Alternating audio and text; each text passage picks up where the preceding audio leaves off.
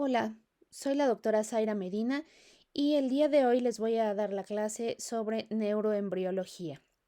Entonces, para empezar, me gustaría abordar un caso clínico. Este corresponde a un niño de 10 años con crisis focales de inicio motor en el hemicuerpo izquierdo y con rápida progresión a tónico-clónicas bilaterales. Comenzaron aproximadamente a los 3 años. Ha recibido múltiples fármacos y actualmente se encuentra en protocolo de estudio por farmacoresistencia.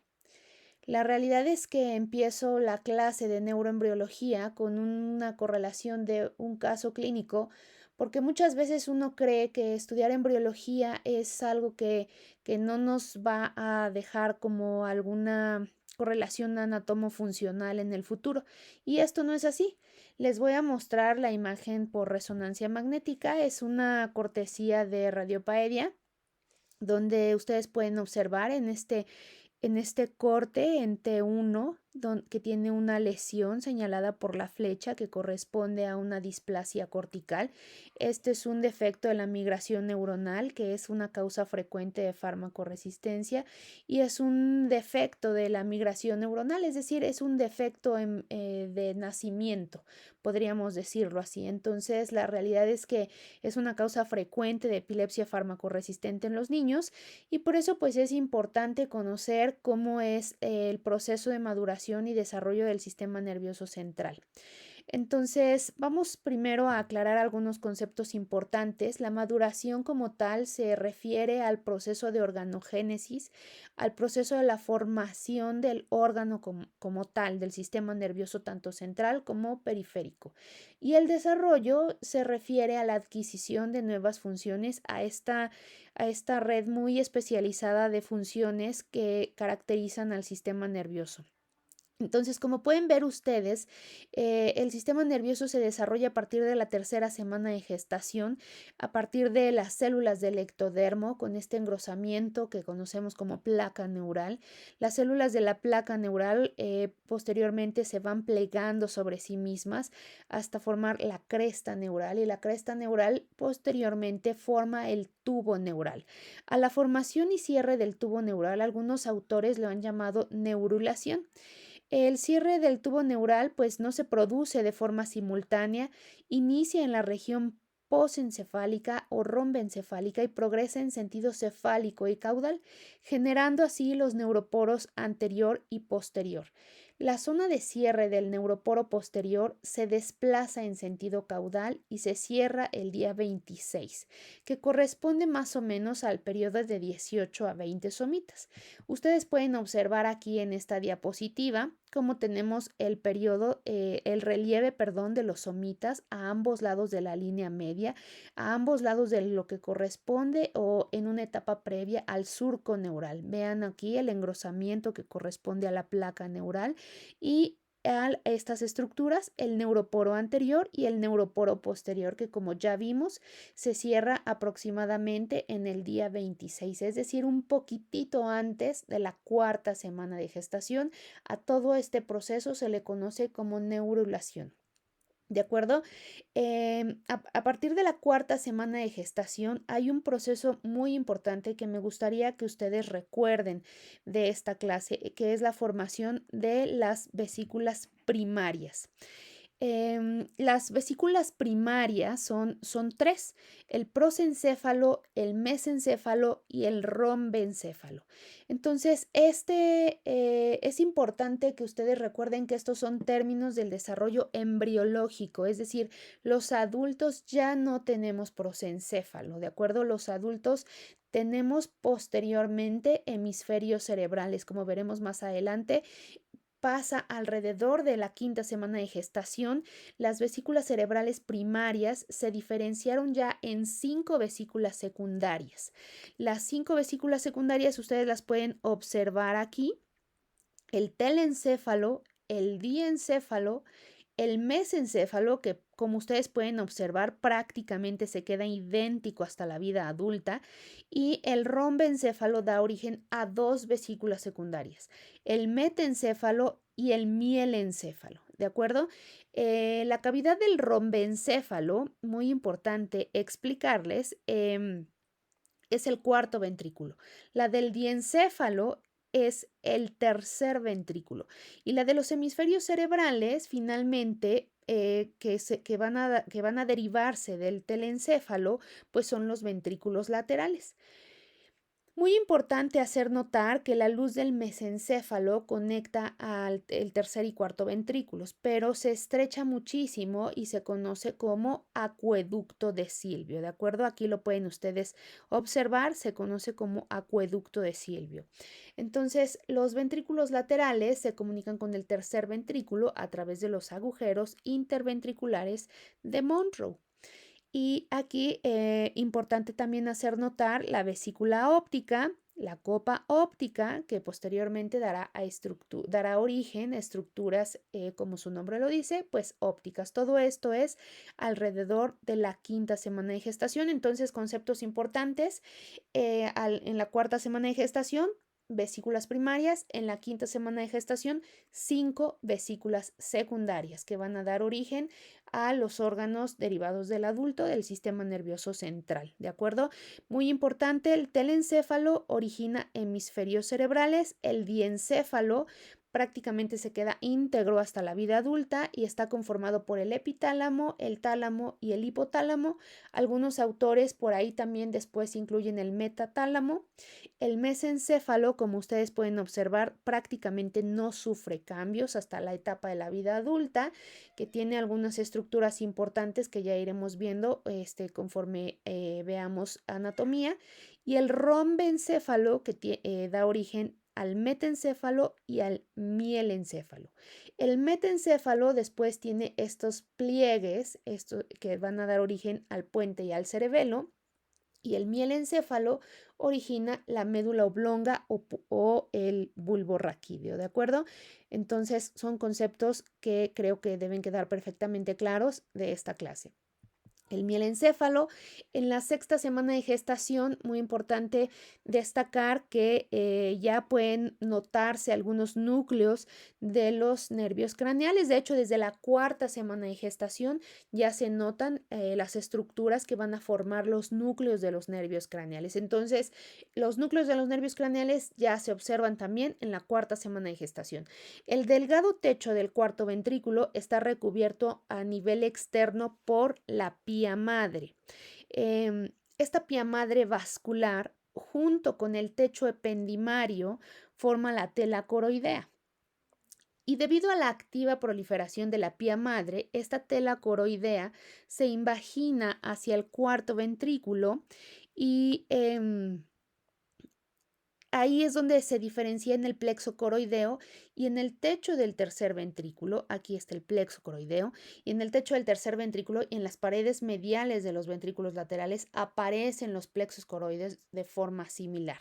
Estos plexos secretan líquido ventricular que posteriormente se convierte en el líquido cefalorraquídeo. Entonces, como ustedes pueden ver, entre la tercera, a finales de la tercera y las sextas semanas de gestación, ya están prácticamente todas las estructuras muy importantes del sistema nervioso central que van a dar origen a todo este sistema tan especializado y tan importante del futuro ser humano.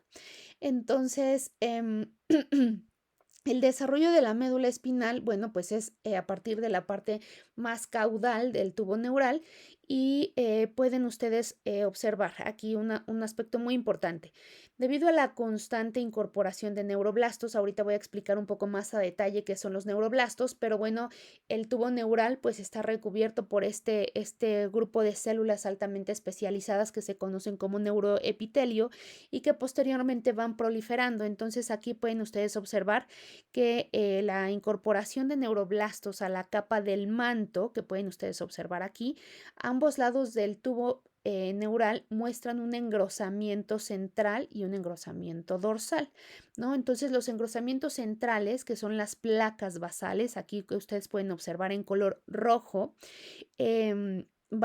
contienen células que posteriormente van a ser las astas motoras de la médula espinal. Y los engrosamientos dorsales van a ser lo que son las placas alares, van a formar las áreas sensitivas. Y el surco limitante pues marca el límite, que ustedes pueden observar aquí. El surco limitante marca el límite entre ambas. Aquí lo vemos como existe esta correlación con el asta anterior, que es sustancia gris. No olvidemos que en la médula está esta configuración interna un poco al revés de lo que está en el parénquima cerebral. La sustancia gris está en la parte interna y la sustancia blanca, los haces y tractos, transcurren en la parte externa. Cosa diferente de lo que sucede en el encéfalo, que la corteza o sustancia gris, que son los cuerpos neuronales, están en la porción externa, y la subcorteza, pues que son los haces y tractos, transcurren en la porción interna, ¿no? Sustancia blanca, subcorteza.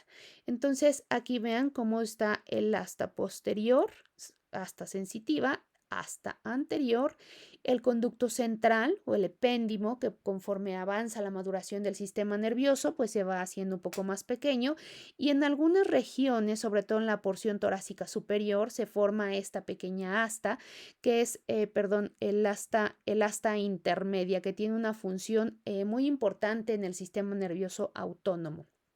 ¿De acuerdo? Es un pequeño grupo de neuronas que se acumula entre estas dos áreas para formar el asta intermedia. Muy importante retener ese concepto porque tiene implicaciones clínicas en la etapa adulta de forma significativa.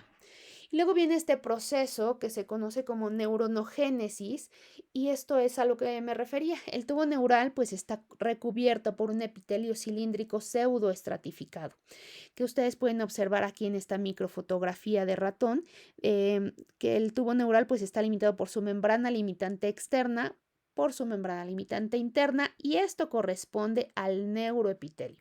Las células neuroepiteliales que después empiezan a crear otro tipo de células nerviosas primitivas, los neuroblastos. Al inicio tienen una prolongación basal, llamada dendrita transitoria, perdón, y posteriormente se hacen redondos y apolares. Cuando continúa la diferenciación aparecen nuevas prolongaciones. Vean cómo aquí tienen estas prolongaciones y aquí hay unas células en mitosis. Se dice que la cantidad de mitosis que existen en el cerebro en formación posiblemente estén determinadas genéticamente, pero eso pues no lo sabemos muy bien. Pero bueno, cuando continúa la diferenciación aparecen nuevas prolongaciones citoplásmicas y se forma el neuroblasto bipolar y posteriormente el neuroblasto multipolar, que después se convierte finalmente en una neurona. Y después se lleva a cabo un proceso que se conoce como migración neuronal, y que particularmente me parece un proceso fantástico porque es a través de la célula progenitora que la neurona se va trasladando desde la matriz germinal, podríamos decirlo así, desde la zona y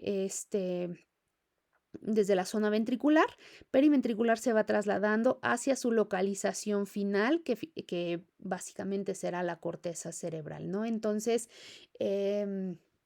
finalmente se van a formar las neuronas y con estas funciones altamente especializadas, y posteriormente se van a ir formando las sinapsis. Aquí les traigo una correlación clínica con algunos defectos de la migración neuronal. En el primero, pues ustedes observan un corte axial de una resonancia magnética en el que pueden observar este defecto de la migración neuronal, que corresponde también a una displasia cortical focal. Y aquí también observen cómo aquí semeja este defecto que se conoce como polimicrogiria, y que esto se asocia frecuentemente a epilepsia y en algunos casos a discapacidad intelectual. La ausencia de la formación de giros en el parénquima cerebral se conoce como lisencefalia, y en algunos casos puede ser muy severa, como ustedes pueden observar en este corte, y algunos otros defectos como la esquisencefalia, como la ausencia de la fusión de esta formación de giros que ustedes pueden observar. Y también conviene recordarles los defectos del cierre del tubo neural, que esto pues también es muy importante que lo tengan en mente. Ahora sabemos que estos defectos pueden ocurrir de forma temprana en la cuarta semana de gestación, ¿no? El más común, pues la espina bífida, que puede ser espina bífida oculta, que es la ausencia de fusión del tubo neural, el meningocele, que es la protrusión de una capa de las meninges, o mielomeningocele, ¿no? Que es la protrusión de las raíces o inclusive de algún segmento medular a través, o sea, cuando no se cierra por completo el tubo neural. Entonces, estos defectos, pues es importante tenerlos en mente. Les pongo aquí algunos de los que yo considero más importantes. Evidentemente hay algunos otros como la holoprosencefalia, la anencefalia, que tal vez ustedes pueden consultar en su asesoría de manera un poco más detallada. Y brevemente hablaré un poco sobre la neuroembriología del sistema nervioso periférico, pues el sistema nervioso periférico se desarrolla a partir de las células de la cresta neural. Estas células migran para formar ganglios sensitivos en relación con los nervios trigémino, facial, vestíbulo coclear, glosofaringeo y vago, y las células de la cresta se van diferenciando en células multipolares de los ganglios autónomos, incluyendo ganglios simpáticos a los lados de los cuerpos vertebrales. Entonces, creo que eso es de manera muy, muy general el desarrollo embriológico del sistema nervioso. Creo que si tienen alguna duda, y bueno, traté de hacer el video un poco corto con algunos de los conceptos que considero más relevantes para que les sea didáctico y fácil de comprender. Muchas gracias por su atención. Nos escucharemos en el siguiente video.